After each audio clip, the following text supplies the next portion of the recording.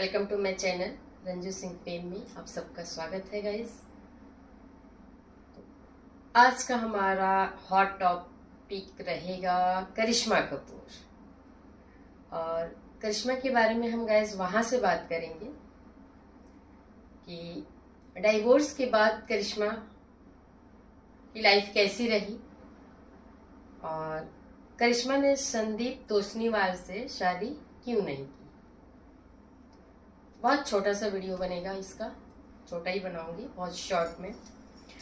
तो गाइस हम लोग बात करेंगे करिश्मा कपूर ने संजय कपूर से डिवोर्स के बाद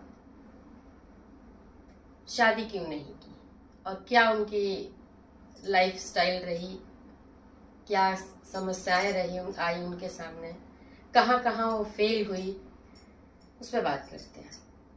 तो गाइस सबसे पहले करिश्मा की शादी टूटी 2016 में। शादी हुई तो थी 2003 में, बहुत रुतबो रुआब से शादी हुई थी। लाडली थी करिश्मा कपूर खानदान की। उस हिसाब से उस समय शादी जो थी बहुत जोर शोर से चर्चा में थी। मीडिया कवरेज लगातार हो रही थी, बहुत छोटी छोटी चीज भी मीडिया में कवर हो रहा था, वो हम लोग भी उस टाइम देख रहे थे। तो गाइस जब संजय कपूर की शादी टूटी, शादी टूटने में कुछ हद तक तो नहीं, बहुत हद तक संजय कपूर का बिहेवियर था, उनका अपना कैरेक्टर था। संजय कपूर के बारे में कहा, उनके पिता ने कहा था रणधीर कपूर ने कि थर्ड क्लास का आदमी है। बेशक आज वो इस दुनिया में नहीं है अपनी साइड से कुछ कहने के लिए, लेकिन मेरा पर्सनल ओपिनियन नहीं है, ये बहुत पहले कही हुई बात है रणधीर कपूर के जुबानी, वो मैं बस रिपीट कर रही हूँ। उन्होंने कहा थर्ड क्लास इंसान है तो उसे बात तक करना सही नहीं है, बात तक करने की तमीज नहीं है, ऐसा कहा था उस टाइम जब डाइवोर्स वगैरह चल रहा था, जब एलिगेशंस लगाए थे कि करिश्मा गोल्ड डिगर है, पैसे के लिए शादी किया है, ऐसा उन्होंने लगाया था। लेकिन गाइस मैं यहाँ पे 2-3 लाइन सिर्फ संजय कपूर की करूंगी क्योंकि बात हमारा स्पेशली हो रहा है करिश्मा कपूर पे। जो भी उन्होंने कहा था, दोनों ने इल्जाम लगाए थे, करिश्मा ने भी इल्जाम लगाया था, संजय कपूर ने भी इल्जाम लगाया था, बहुत गंदे नोट तक पहुंच के इल्जाम लगाया था। लेकिन अगर करिश्मा का इल्जाम सही माने और संजय का भी इल्जाम अगर सही माने तो आखिर संजय कपूर करिश्मा की करीब क्यों आने लगे थे। रियलाइजेशन किस बात का गाइस, एक तो उन्होंने शादी करी थी प्रिया सचदेवा से एक बच्ची को लेकर के, सफीरा के साथ। तो सफीरा के मन में उनके जो भाव आते होंगे, जो उनके दिल दिमाग में चलता होगा, क्योंकि अपने बच्चों को वो छोड़ चुके थे और दूसरे किसी के बच्चों को के लेकर के वो रह रहे थे। उसके बाद प्रिया का बिहेवियर भी उन्होंने नोट किया, तो जो भाव वो रखते होंगे सफीरा के साथ, फील करते होंगे, क्योंकि हर इंसान खुद के बच्चों से ज्यादा लगाव रखते हैं औरों से भी, ऐसा नहीं है, मानव मन है। लेकिन पर्सनल अपने बच्चे के साथ अगर आप ना इंसाफी कर रहे हो तो दूसरे के बच्चे के बारे में आप प्यार नहीं कर पाओगे, करोगे भी तो कहीं ना कहीं आपको गिल्ट फील होगा। तो ठीक है, ये तो इस पार्ट को अब यहीं रखते हैं। अब हम आगे बढ़ते हैं कि करिश्मा ने क्या किया डिवोर्स के बाद।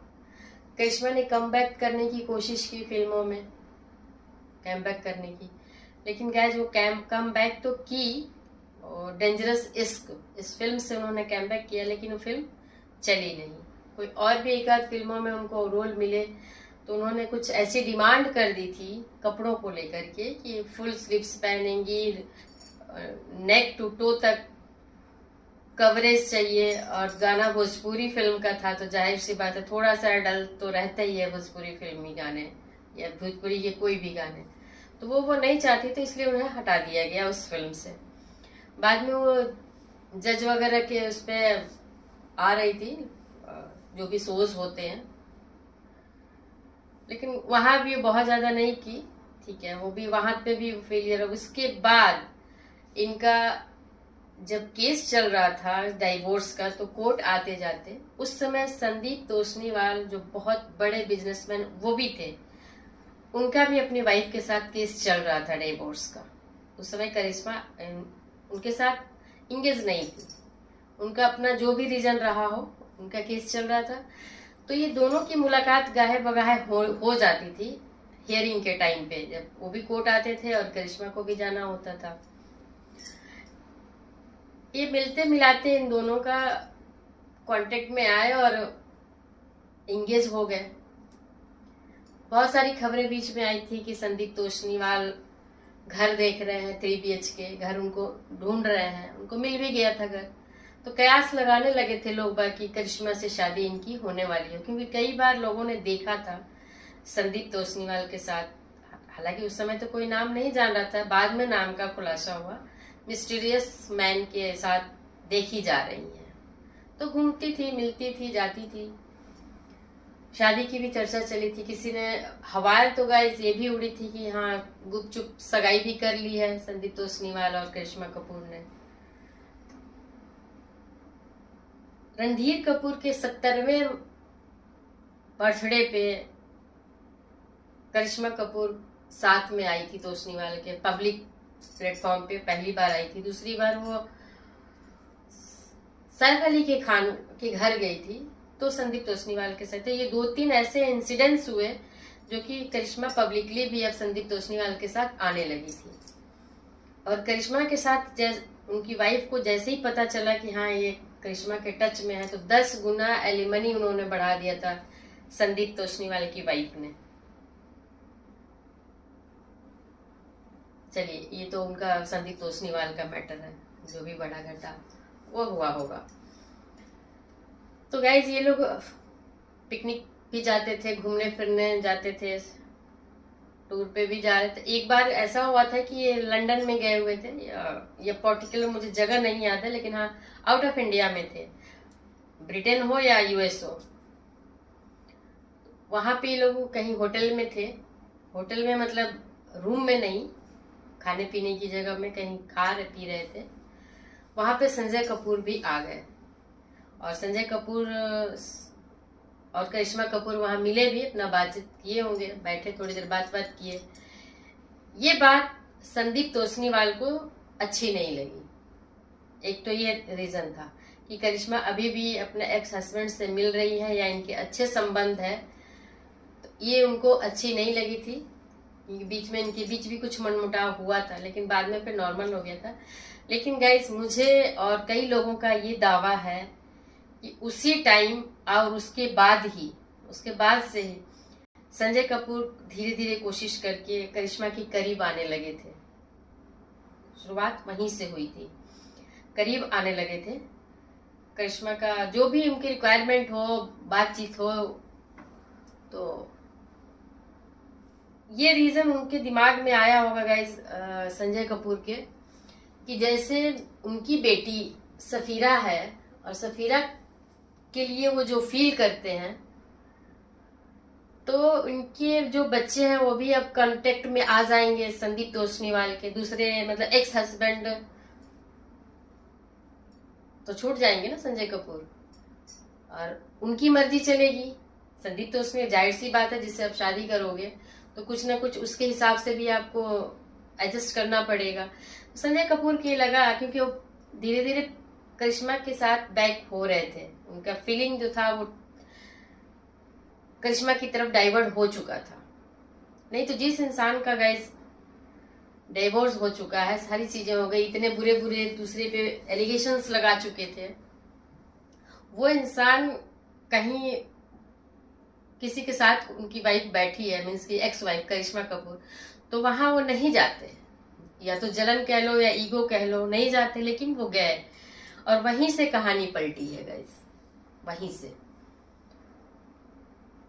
उन्होंने ये फील किया कि जैसे सफीरा के लिए मैं फील करता हूँ, वैसे मेरे बच्चों के लिए वो इंसान करेगा, क्या पता इनके बच्चे हों।